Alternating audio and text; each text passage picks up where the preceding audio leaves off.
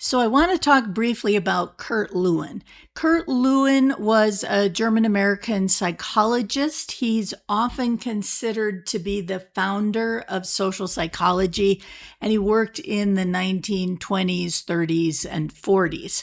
And one thing that he came up with that he's really well known for is this formula.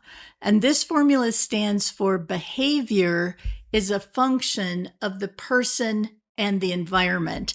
And just a little sidebar, he came up with this as his contribution to the nature versus nurture conversation that was happening in the 1930s. And his point was that behavior is not nature and it is not nurture. It is a combination both of nature, the person, and nurture, the environment. But we're not going to talk about it in that context. We're going to talk about it just in the context of interpersonal interactions. So behavior is a function of the person and the environment. How does that work? Well, if you are one person and you find yourself in 10 different environments or 10 different situations, you're going to have 10 different behaviors. By the same token, if you take 10 different people and put them in the same environment, they're probably going to have 10 different behaviors. So that's how the two of those work together. So what does that have to do with our mental health and the mental health of other people?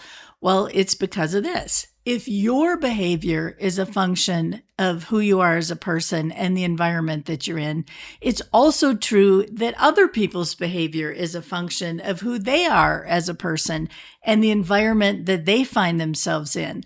And how do these two formulas interact? Well, your behavior becomes part of other people's environment.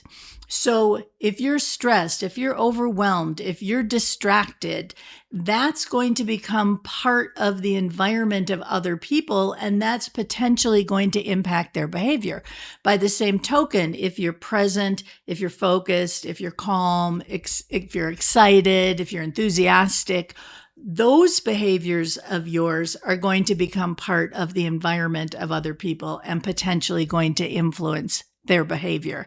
So that's why when some of you said you felt that when you took a mental health break, it actually impacted those people around you, this is why. And to bring it sort of back directly to class, I should also say that other people's behavior impact your environment. That's also true. But to bring it back to class, the leader's behavior is a function of who they are as a person and the environment that they're in.